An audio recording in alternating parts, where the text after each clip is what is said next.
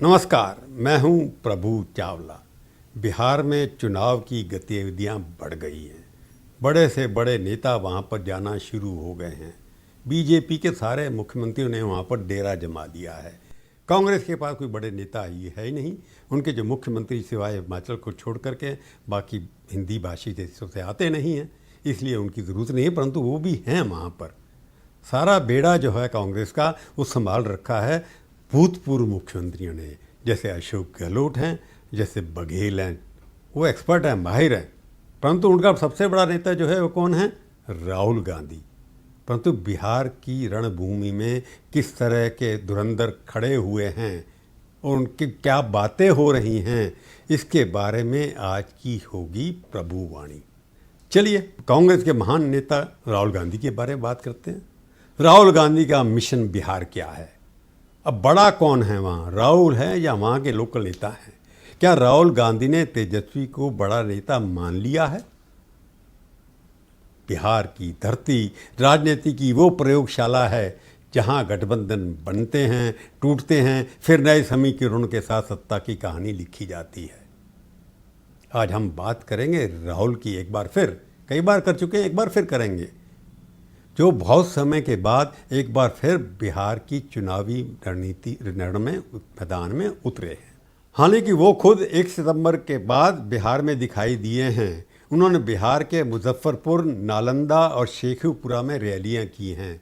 लेकिन इस बार कहानी थोड़ी अलग दिखाई देती है, क्योंकि जिस तरह अगस्त में वोटर अधिकार यात्रा के दौरान राहुल फ्रंट से लीड कर रहे थे और तेजस्वी उनके पीछे पीछे चल रहे थे, अब चुनावी रैलियों में तेजस्वी का ज़्यादा दिखाई दे रहा है वर्चस्व। वो फ्रंट में बैठे हैं, राहुल उनके पीछे चल रहे हैं। तो सवाल यही है कि क्या राहुल ने अब तेजस्वी को अपना सियासी बड़ा भाई मान लिया है या अपने आप को नेता बना लिया है? ये सोचने की बात है आपके पास कि उतने अग्रेसिव क्यों नहीं है राहुल गांधी। आप सभी जानते हैं उम्र में राहुल तेजस्वी से करीब 20 साल बड़े हैं। राहुल गांधी अब लगभग 54 साल के हो चुके हैं, उनको लोग नौजवान बोलते हैं। तो तेजस्वी यादव 36 साल के हैं। लेकिन बिहार में तेजस्वी इस वक्त बड़े भाई की भूमिका में दिखाई दे रहे हैं।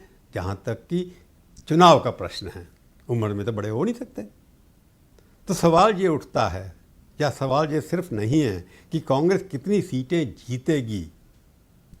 सवाल ये है कि देश की सबसे पुरानी 140 वर्ष पुरानी पार्टी, लगभग 140, कांग्रेस ने तेजस्वी और आरजेडी को अपना बिग बॉस मान लिया है पॉलिटिकल दृष्टि से। राहुल गांधी की जो रैली कल हुई थी उसका भाषण सुनिए, जिससे साफ लग रहा था कि बिहार में महागठबंधन के तहत कांग्रेस अब वो पुरानी नेतृत्वकारी पार्टी नहीं रही, यानी कि वो लीडर नहीं है नेतृत्व गठबंधन की। गठबंधन के नीति कोई और है। वो अब साझेदारी के उस हिस्से में हैं जहां निर्णय आरजेडी के नेता लेते हैं और समर्थन केवल कांग्रेस को चुपचाप बिना ऑब्जेक्शन के करना पड़ता है। दिखाई दे रहा है तेजस्वी तो महागठबंधन के चेहरा बन ही गए हैं, उनके सारे पोस्टर उनके ऊपर लग रहे हैं। और राहुल अब उन चेहरे के पीछे खड़े दिखाई देते हैं, पोस्टरों से तो वो लगभग गायब ही हैं। एक वक्त था जब बिहार में कांग्रेस नेचुरल रूलिंग पार्टी थी, यानी कि स्वाभाविक सत्ता दल माना जाता था। 70 के दशक में पटना से लेकर दरभंगा तक कांग्रेस का झंडा ही झंडा था। लेकिन वक्त ने अजीब करवट, लालू जी आए, मंडल कमीशन आया, कांग्रेस का वोट बैंक खिसक गया और आज कांग्रेस उस ज़मीन को फिर से तलाशने की कोशिश कर रही है। मगर अब कंधे से कंधा मिलाकर तेजस्वी के साथ इकला चलने की राजनीति उनकी फेल हो गई। राहुल गांधी की सभाओं में अगर आप गौर करें, उनका पूरा संदेश क्या है? संदेश ये है, हम एकजुट हैं, हमारी लड़ाई विचारधारा की है। कांग्रेस की और आरजेडी की विचारधारा एक सी है, पता नहीं समझ में आता, पर उनका कहना तो हम मान लेते हैं। लेकिन हकीकत ये भी है कि इस एकजुटता में कांग्रेस समान नहीं, केवल सहायक दिखती है। तेजस्वी मंच साझा करते हैं, परंतु राहुल तालियां बजाते हैं उनके पीछे पीछे। तेजस्वी नारे लगाते हैं नौकरी, अधिकार, न्याय, और राहुल उसका विस्तार पूर्वक करते हैं। मोदी हटाओ, लोकतंत्र बचाओ, चोरी बचाओ, इस तरह के जो उनके पक्के नारे हैं जो हर बार हटाते हैं उसी को रिपीट करते हैं। यानी राहुल विचार दे रहे हैं, आइडियोलॉजिकल एक थ्रस्ट दे रहे हैं, लेकिन चेहरा जो है तेजस्वी है। और तेजस्वी कहते हैं तेजस्वी का वायदा, तेजस्वी के प्रण। वो पार्टी की बात नहीं करते, वो मोदी सीख गए हैं कि मोदी का वायदा। राजनीति में कहा जाता है बड़ा भाई वही जिसके पास वोट हों। तो दिखाई दे रहा किसके पास है। और बिहार में आज वोट अपोजिशन के किसके पास है? लालू जी के पास, उनके परिवार के पास है। कांग्रेस के पास अब केवल उम्मीद बची है और शायद थोड़ा नैतिक समर्थन, क्योंकि हर घर में टोपी पहनने वाला कांग्रेसी हर गांव में मिल जाएगा आपका। अब सीटों का बात करें, 2020 के विधानसभा चुनाव में 70 सीटों पर लड़ा चुनाव कांग्रेस है, लेकिन जीती सिर्फ 19, बाकी 51 पर जमानत जब्त। आरजी ने 144 पर लड़ा और 75 सीटें लेकर सबसे बड़ी पार्टी बनी। इस बार कांग्रेस लगता है 62 सीटों पर लड़ रही है। हालांकि उसे भी पता है कि अब फैसला पटना से नहीं, दिल्ली से पटना तक सीमित नहीं, बल्कि तेजस्वी के बंगले से तय हो रहे हैं। पहले 10 जनपद पे होते थे, या राहुल गांधी के घर से होते थे, या उनकी एक टोली भी वो करते थे। अब वो सब खत्म हो, टोलियाँ बिखर गई हैं, अब वहीं फैसले हो रहे हैं। लेकिन इस गठबंधन के भीतर राहुल की भूमिका फिर भी दिलचस्प है, ऐसा नहीं कि टोटल समाप्त हो गए। वो आईजेडी की विचारधारा को पूरक यानी सप्लीमेंट्री मानते हैं। लोकल लेवल पर उनकी विचारधारा, नेशनल लेवल के कांग्रेस की विचारधारा, दोनों को मार के चलते हैं। उनकी सभाओं में जाति, जनगणना और समान अवसर पर जोर है, जो आरजेडी की राजनीतिक लाइन से मेल खाता है। यानी राहुल अब राष्ट्रीय एकता से थोड़ा हटकर सामाजिक न्याय, सोशल जस्टिस की भाषा में बोल रहे हैं। ठीक उसी तरह जैसे लालू और तेजस्वी हमेशा से बोलते आए हैं। राहुल सीट बंटवारे के झगड़े में वक्त नहीं दिखे, वो अपने पता नहीं कहाँ थे। तेजस्वी ने अकेली यात्रा निकाली, उसमें भी नहीं दिखे, वो विदेश चले गए। 1 सितंबर के बाद अब बिहार में प्रचार कर रहे हैं। और इसके पीछे कांग्रेस की क्या रणनीति हो सकती है? घोषणा पत्र में उनकी फोटो नहीं दिख रही है, जो अभी इशू किया। कांग्रेस का घोषणा पत्र आएगा, उसमें क्या होता देखते हैं। तेजस्वी प्रण नाम से महागठबंधन का घोषणा पत्र आया, तो उसमें कोई बड़ा नेता सामने फ्रंट सीट पे नहीं था। मीडिया जो है इंचार्ज जो हैं पवन खेड़ा फ्रंट सीट में तेजस्वी के साथ बैठे थे। बिहार कांग्रेस के अध्यक्ष नेताओं को पीछे रखा गया। तो साफ है महागठबंधन से चुनाव तेजस्वी बनाम नीतीश ही रखना चाहते हैं, क्योंकि उनको लगता है कि कांग्रेस के नेता के चेहरा कोई है नहीं जो नीतीश के मुकाबले में खड़ा सके। पिछले चुनाव से सबक लेते हुए डर ये है कि राहुल ज़्यादा सक्रिय हुए तो चुनाव राहुल बनाम मोदी ना हो जाए, जिससे मोदी हमेशा बाजी जीत जाते हैं और राहुल पिट जाते हैं। क्या ये राहुल की गांधी की राजनीति है या रणनीति है कि उत्तर भारत में कांग्रेस कमज़ोर रही है तो आरजी जैसे दलों के ज़रिए अपनी जड़ें फिर से जमाना चाहते हैं, या ये उनकी मजबूरी है?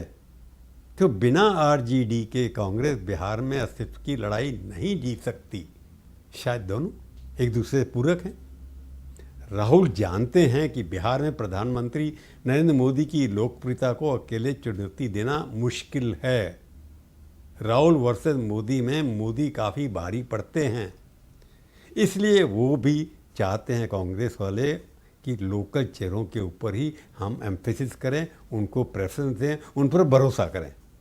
जैसे तमिलनाडु में डीएमके स्टैलिन, महाराष्ट्र में शिवसेना उद्धव ठाकरे और बिहार में तेजस्वी। हर राज्य में कांग्रेस अब राष्ट्रीय नेतृत्व नहीं सहयोगी शक्ति बनानी जा रही है, जो बीजेपी ने पहले किया था कि अपने को एक पार्टनर बना करके चलिए, ताकि लोकल के अंदर लोकल पार्टी, राष्ट्र के अंदर राष्ट्रीय पार्टी। और शायद यही राहुल की नई राजनीति है। पहले अड़ जाते थे कि नहीं हम बड़े हैं, कांग्रेस के जो रिटायर होने वाले वो मान जाते थे। जहाँ सत्ता की कुंजी दिल्ली में नहीं है, अब राज्यों के गठबंधन में भी है। ये आपको बंगाल में भी दिखाई दे सकता है, बाकी प्रदेशों में दिखा सकता है।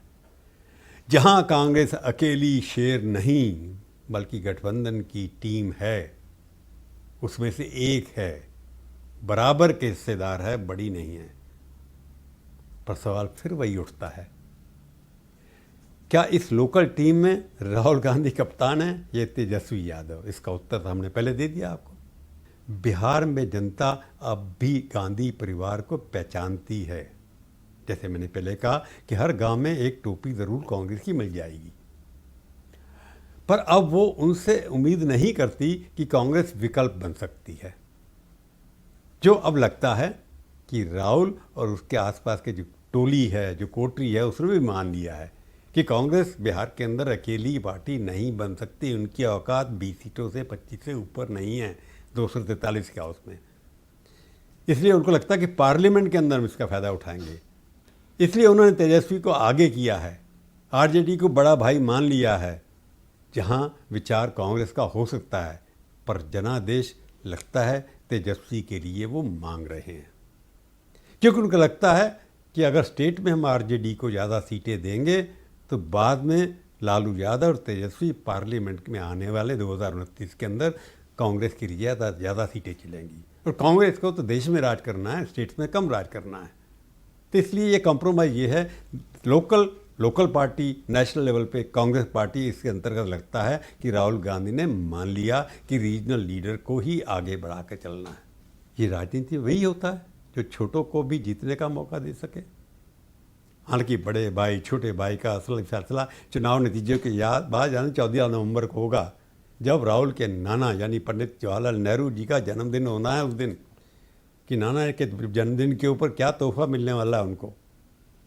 बिहार के सत्ता समीकरणों पर हम आपसे आगे भी चर्चा करते रहेंगे। फिलहाल इतना ही, आज के लिए इतनी ही प्रभुवाणु। फिर मिलेंगे, किसी और विषय पर बात करेंगे। तब तक के लिए धन्यवाद। पर जाने से पहले एक बार फिर एक प्रार्थना, मेरे चैनल को सब्सक्राइब करना मत भूलिए, कमेंट लिखिए, शेयर करिए। अच्छे मीठे बुरे मैं बुरा नहीं मानूंगा, आपको जवाब देने की कोशिश करूंगा। नमस्कार, जय हिंद।